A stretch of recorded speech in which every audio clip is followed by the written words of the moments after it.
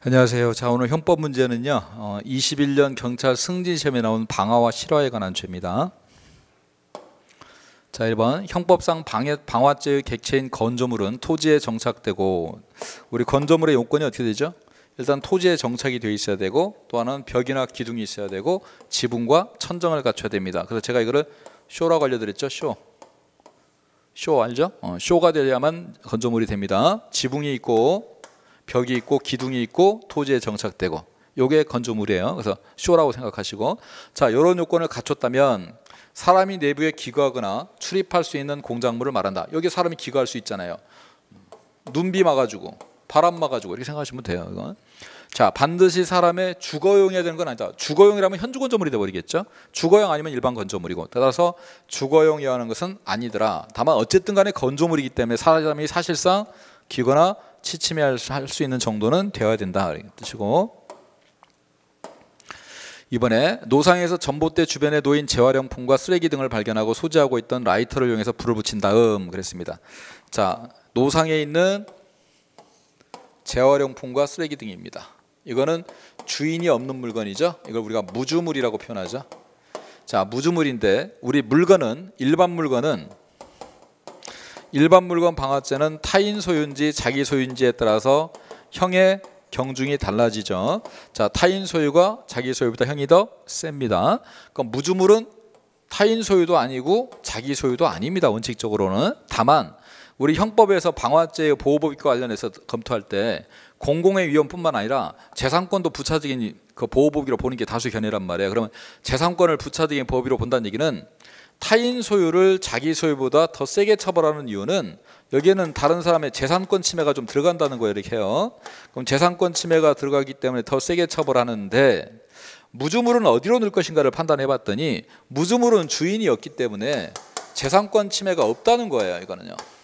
그럼 재산권 침해가 없으니까 이거는 타인 소유를 볼 필요가 없게 되는 거죠. 그러니까 이건 뭘로 보냐면 자기 소유로 보게 되는 겁니다. 그래서 무주물은, 자, 불을 붙였어요. 그래서 위험을 발생하게 하는 이유는 구체적 위험범이기 때문이죠. 위험을 발생하게 한 경우에 이건 타인 소유가 아니라 자기 소유로 갑니다. 왜? 재산권 침해가 없기 때문에. 그거 기억하시면 되고, 자, 3번에 피고인이 방화의 의사로 뿌린 휘발유가 인화성이 강한 상태로 주택 주변과 피해자의 몸에 적지 않게 살포되어 있는 사정을 알면서도 라이터를 켜서 불꽃을 일으켜서 피해자의 몸에 불이 붙었습니다. 자, 피해자의 몸에 불이 붙었는데 목적물인 주택에는 묻지 않았어요. 자, 기수냐 실행의 착수가 있었느냐라고 봤는데, 우리 방화죄는 실행의 착수를 이렇게 봅니다. 우리 항상 범죄는 고의가 있고 그 범죄에 대한 실행이 있고 그 실행으로 인한 결과가 있습니다. 여기를 우리가 주관적 구성 요건이라고 그랬고요. 여기가 객관적 구성 요건인데 실행의 착수가 있어야 되죠. 근데 우리 법의 실행의 착수는 뭐라고 되어 있냐면 불을 놓아 이렇게 되어 있습니다. 그 결과는 소해라는 결과가 발생했을 때 이걸 처벌하도록 되어 있습니다. 그래서 소해가 발생하면 이게 기수,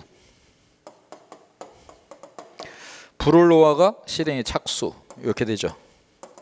근데 이 불을 놓아라는 개념을 해석할 때 그 목적물에 불이 붙은 경우도 착수가 될 수 있는, 집에다 불을 붙이면 당연히 착수가 되겠죠. 이것만 되는 게 아니라 뭐 또 착수로 보죠?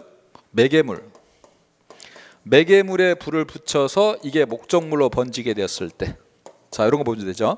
자, 라이터를 켭니다. 라이터를 켜는 건 아직 실행 착수 아니에요. 라이터를 가지고 횃불을 만듭니다.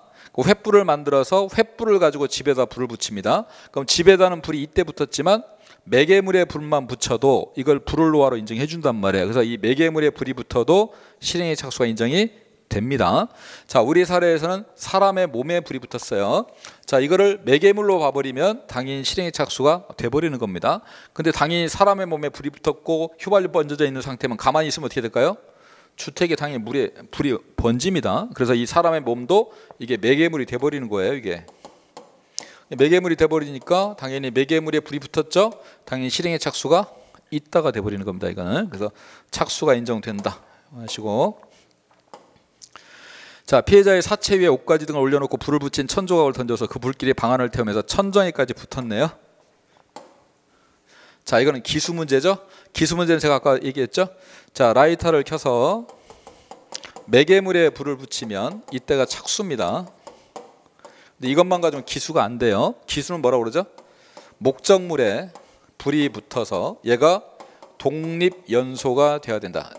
자, 소외라는 개념을, 소외를 사실 불로 인해서 훼손이 돼야 되는데 우리 판례는 이거를 위헌범으로 보다 보니까 훼손이 되지 않아도 독립연소만 있어도 기수로 봐준단 말이에요. 그래서 독립연소, 목적물이 독립연소 상태만 되면 기수다 이렇게 되는 겁니다. 그럼 이제 여기서 보시면 사체 위에 옷가지 등을 올려놓고 불을 붙였다고 그랬죠. 자, 요거는 매개물에 불이 붙은 겁니다. 이건 매개물입니다. 우리가 여러분 이 목적물은 지금 뭐죠? 목적물은 주택입니다. 천정에 붙었을 때 목적물에 붙은 거예요. 그러니까 천정까지 붙으면 이때 이제 천정에 옮겨 붙은 때가 바로 목적물에 불이 붙은 때이기 때문에 이때가 기수입니다. 자, 매개물하고 목적물을 구별하는 방법은요. 집이 있는데 여기에 있는 뭐 가구가 있을 수도 있고요. 뭐 커튼 같은 것도 있잖아요. 커튼, 가구 이런 거는 매개물이지 목적물이 아닙니다. 목적물은요. 훼손을 하지 않고는 분리가 안 돼요. 이게 목적물이에요. 집에 붙어 있어가지고 집에 딱 고정이 붙어가 있어가지고 이걸 띄려면 훼손을 해야 돼요.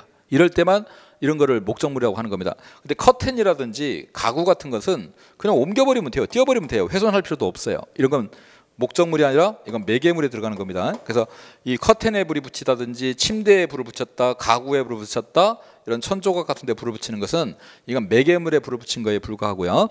천정에 불이 붙어야 이제 드디어 집에 불이 붙은 거기 때문에 그때 기수가 되는 겁니다. 자, 그래서 우리 문제는요. 2번에 이 재활용품과 쓰레기 같은 것은 무주물이라고 그랬죠. 주인 없는 것은 우리 형법에서 이 방화죄에서는 뭘로 취급한다? 재산권 침해가 있기 때문에 굳이 가중 처벌할 필요가 없어요. 타인 소유로. 그래서 우리 가중 처벌하지 않도록 자기 소유로 처벌을 하게 됩니다. 그래서 타인 소유가 아니라 자기 소유 일반 물건 방화죄가 성립한다. 그래서 2번이 틀렸습니다. 자, 수고했습니다.